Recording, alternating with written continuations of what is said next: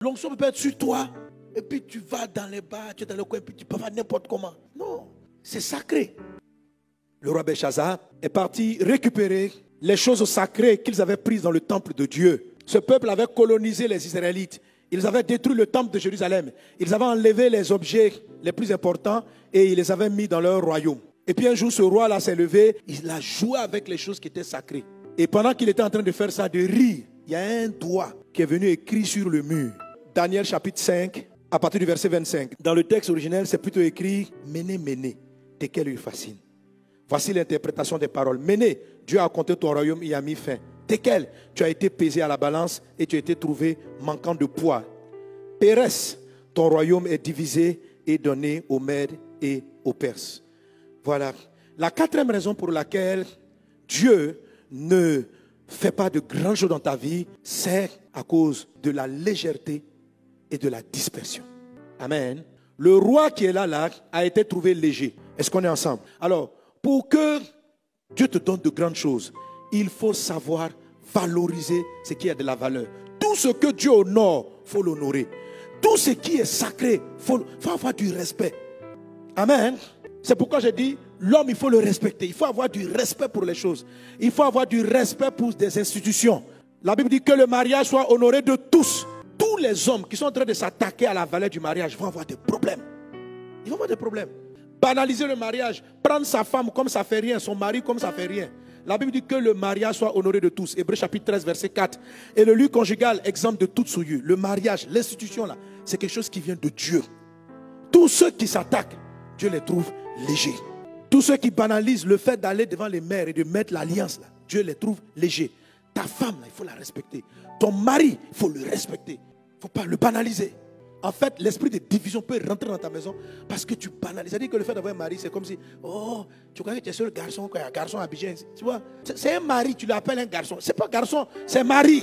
Les filles comme ton autre, ce n'est pas une fille, c'est ta femme. Mes amis, je vous dis la vérité. Il y a beaucoup de chefs d'État qui perdent le pouvoir. Pas parce qu'ils sont malhonnêtes, mais pour la légèreté. Quand une chose est une institution, il faut avoir une attitude de respect. Il faut avoir une attitude de considération. Quand vous arrivez dans la maison de Dieu, dites-vous c'est la maison de Dieu. Un jour, Jésus s'est fâché, il a chassé tous les vendeurs du temple. Tout simplement parce qu'ils avaient fini par banaliser le temple. Et je vous dis, faites attention. C'est vrai, Dieu habite dans notre corps. Mais le fait qu'ici, on adore, il faut faire attention. Il faut faire attention. Il y a des gens qui se prennent des petites malédictions pour rien. C'est-à-dire même quand tu arrives et puis tu traverses la porte, là, rentre à un respect. Ce qu'on appelle la légèreté. Oui, ce n'est pas des choses comme ça qu'on dit c'est péché, mais c'est juste que, est-ce que tu arrives à savoir que tu as affaire à une chose qui est honorée et tu en tiens compte? Se tenir sur la chair, c'est quelque chose de sacré. Je vais parler de la part de Dieu. Donc tu prends le temps, tu respectes ce qui va se passer. Monter sur la chair, c'est sacré. Pour moi, venir ici prendre le micro, je l'ai fait pendant des années. Mais pendant des années, je me réveille toujours à 4 heures. Prendre le temps d'écouter Dieu. Je ne peux pas venir raconter ma vie.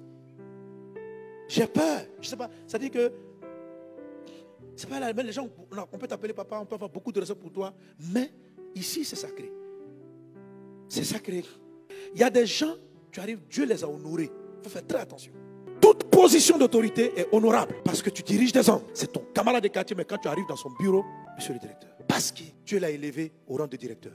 Et tu respectes ça. Et ceux qui sont légers ne savent pas pourquoi. Ils ont le cœur de Dieu, ils aiment Dieu, ils sont des adorateurs, mais ils ne savent pas pourquoi Dieu les bloque. Parce que tu es léger. Tu banalises les choses sacrées. C'est-à-dire que même si tu as un chef qui est simple, toi aussi, il ne faut pas les simplifier. Il faut savoir que Dieu l'a placé quelque part. Il faut respecter ça. Est-ce qu'on est ensemble? Toi-même, il faut te respecter parce que Dieu t'a élevé. Il ne faut pas être léger avec toi-même. Tu es une personne digne. Tu ne peux pas t'asseoir, aller boire, et puis tu traînes dans les caniveaux. Non, c'est un manque de respect au corps, à l'être que Dieu a fait. Tu peux pas être là, dans toutes les filles du quartier. C'est pourquoi l'adultère fait que ça énerve Dieu. Parce que tu banalises ton propre corps. Amen. Alors, pourquoi, pour parler de la dimension de fils à épouse, comment est-ce qu'on devient fils à épouse? Le fils, c'est quelqu'un à qui on peut autoriser beaucoup de légèreté. Un enfant, on tolère la légèreté. Un mariage avec le roi des rois, c'est une dimension où les choses, au ciel, là, les choses sont honorées. Je ne sais pas si vous imaginez une femme qui est mariée à un roi et puis qui se comporte n'importe comment. Ça attaque même l'institution. Il y a quelque chose il y a une puissance que Dieu s'apprête à faire descendre. Mais je devais vous donner ce message. Pour que quand l'Esprit va venir, on ne soit pas léger. L'onction peut être sur toi. Et puis tu vas dans les bars, tu es dans le coin, et puis tu peux faire n'importe comment. Non, c'est sacré. Il faut que tu saches considérer, valoriser ce qui est sacré. Savoir que c'est un privilège d'avoir le Saint-Esprit comme ça. C'est un privilège de se tenir devant une chaire de parler de Dieu. C'est un privilège de diriger une réunion. C'est un privilège, c'est de l'honneur d'avoir un tel pouvoir. C'est un privilège. Tu dois faire, tu dois connaître les privilèges et tu dois en tenir compte dans ton attitude. Tu dois les respecter. Si tu n'as pas encore été élevé, mais que déjà tu fais la différence entre ce qui est léger, ce qui est valeur, ce qui est valorisé, et tu sais les respecter, tu vas voir que tu vas facilement t'élever parce qu'il sait que tu ne vas pas faire n'importe quoi. C'est pourquoi Jésus n'a pas fait beaucoup de miracles dans son village, parce que les gens n'avaient pas distingué, qu'ils n'avaient pas affaire au petit Jésus, mais ils avaient affaire à Dieu. Donc il y a une puissance qui n'a pas pu venir pour les sauver. Plusieurs dans leur village sont restés malades. Pourtant, le guérisseur par excellence était lui-même présent. La Bible dit Jésus n'a pas pu. Ça veut dire qu'il a essayé, mais il n'a pas pu. Pourquoi? Parce que le village était léger.